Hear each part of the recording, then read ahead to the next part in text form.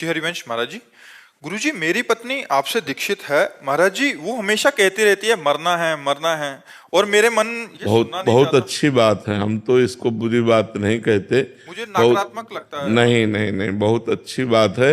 जिसके दिमाग में बात आ गया कि मरना है, यहाँ से तो जाना है, यहाँ रहना नहीं, देश बिराना है, यहाँ से जाना है, अच्छे कर्म कर लो, सबको प्यार दो, खूब नाम जप करो।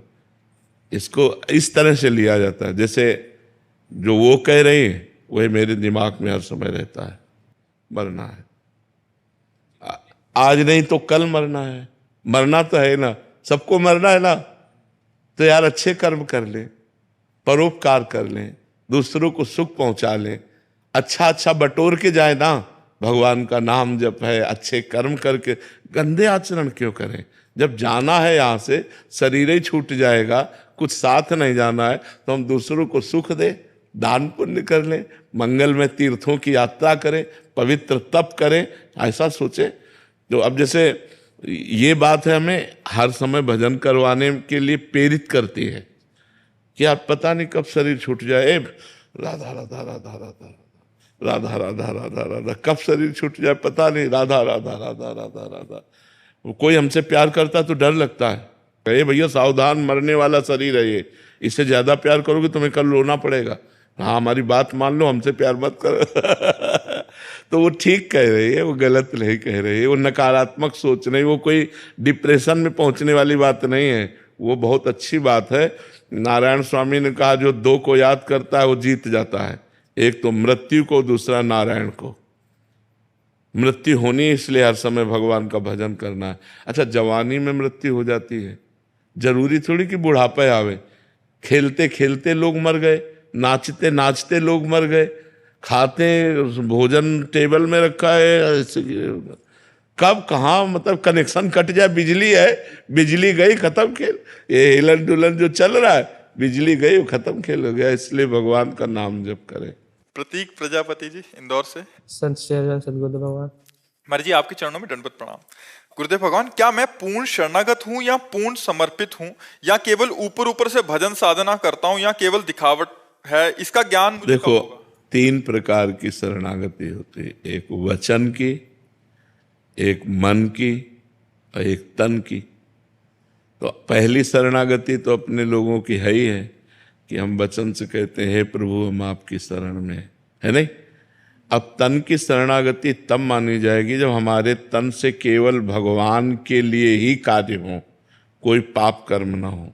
ये शरीर भगवान का यंत्र है, अब इस शरीर पर मेरा अधिकार नहीं है, भगवान को दे दिया तो भगवान जैसे चाहे वैसे चलावें। अब हम इस शरीर से कोई पाप कर्म नहीं करेंगे। मन भगवान को दे दिया तो निरंतर भगवान का भजन हो रहा है, तभी माना जाएगा। तो अब इसमें अपने को देखना होगा कि अपनी शरणागति कहाँ है। वाणी से केवल है, शरीर से नहीं है, मन से नहीं है और स्वयं से नहीं है। स्वयं से जब शरणागति हो जाएगी तो सब शरणागति हो जाएगी। स्वयं में अभी हमारे बहुत कुछ है, माता पिता भाई बंधु परिवार रिश्ते नाते खाना पीना सोना जागना अनुकूलता प्रतिकूलता मान अपमान सब है ना। तो अभी स्वयं की भी शरणागति नहीं हुई, तो हमें लगता है अभी हमारी एक शरणागति तो पक्की वचन से कि हे नाथ मैं आपकी शरण में हूँ। यही धीरे धीरे हृदय में उतरे तो हमारे शरीर की शरणागति हो जाए कि कोई पाप आचरण न बने, सब भागवतिक आचरण बने। और फिर मन पाप सोचे ना, भगवान का ही भजन करे और स्वयं में ठसक रहे कि मैं भगवान की शरण में हूँ, तब पूर्ण शरणागति हो जाएगी। जब अपना अस्तित्व नजर में, जैसे ये मकान है हम आपके नाम कर दें तो फिर हमारे मन में ये नहीं आएगा ये मेरा मकान है। ये मेरा मकान था लेकिन अब हमने आपको दे दिया, तो तन मन प्राण जीवन सब भगवान के हवाले कर दिया। तो अब ये हम नहीं रहेगा कि मेरा शरीर है मेरा मन, अब तो सब भगवान का है। और जब भगवान का हो जाता है तो वो सब भगवत स्वरूप हो जाता है, इसीलिए उसे बहुत जल्दी भगवत प्राप्ति हो जाती है जो शरणागत हो जाता है। बस शरणागति छोटी मोटी बात नहीं है, बहुत बड़ी बात है शरणागत हो जाना। भगवान की बहुत बड़ी बात है। केवल लेट के प्रणाम कर लेना शरणागति नहीं है। हाँ, मन वचन कर्म से शुद्ध भगवान की शरणागति। एक भरोसो एक बल एक आस विश्वास, एक राम घनश्याम हित चातक तुलसीदास। मन वचन कर्म से केवल मैं भगवान का हूँ और कोई पाप कर्म नहीं, निरंतर भगवान का चिंतन, तो ये शरणागति पुष्ट होती है। गुरुदेव भगवान समर्पण भाव कैसे आएगा? नाम जप करो, सत्संग सुनो, भगवान की कथाएं सुनो, तो हमारा मन भगवान की तरफ खींचे ना, तो भगवान की तरफ समर्पण होने लगेगा। समर्पण हो गया तो बचा क्या फिर? बहुत आनंद आ जाएगा फिर। शेफाली जी, राधे राधे महाराज जी। महाराज जी, अपना कर्तव्य हर किसी के प्रति निभाने के बाद भी अगर कोई खुश ना रहे तो हमें उस चीज को नहीं रहे, ये संसार का नियम है। आप किसी को प्यार करोगे, आप किसी को सुख पहुंचाओगे, वो पलट के ऐसी चेष्टा करेगा कि आपको दुख होगा, आपको रोना पड़ेगा। ये यहाँ संसार का नियम है।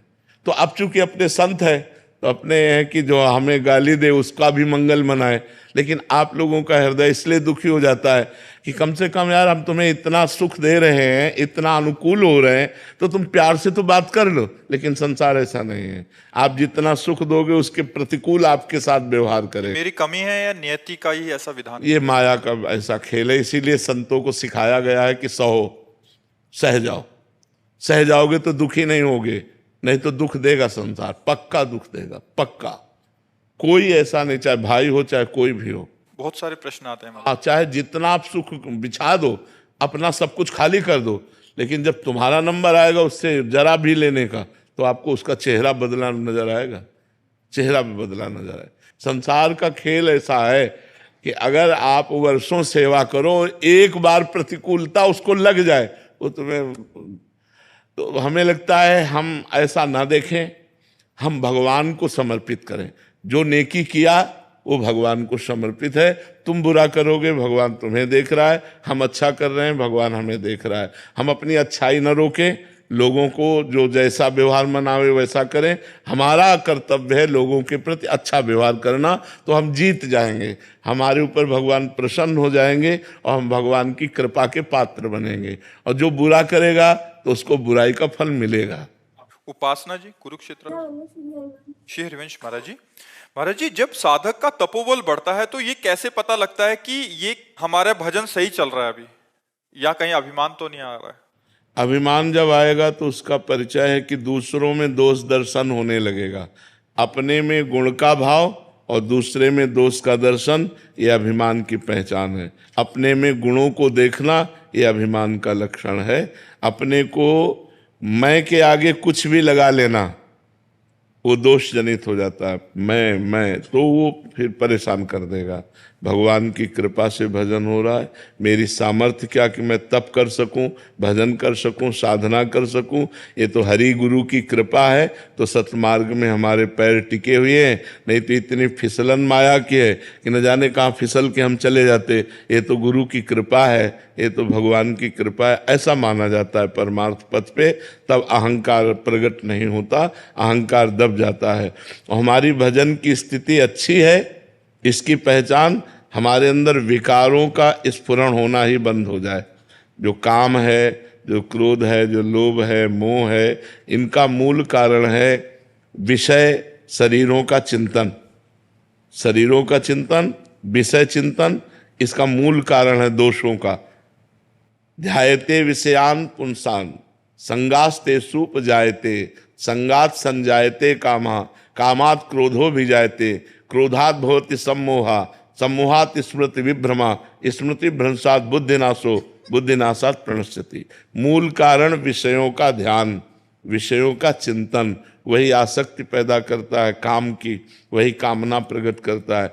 कामना में बाधा लगने पर क्रोध आ जाता है, क्रोध आ जाने पर स्मृति भ्रम में पड़ जाती, मूढ़ता आ जाती, मूढ़ता आ जाने पर बुद्धि का नाश हो जाता है। बुद्धि का नाश ही सर्वनाश कहा गया है। जिसकी बुद्धि भ्रष्ट है उसका सर्वनाश निश्चित है।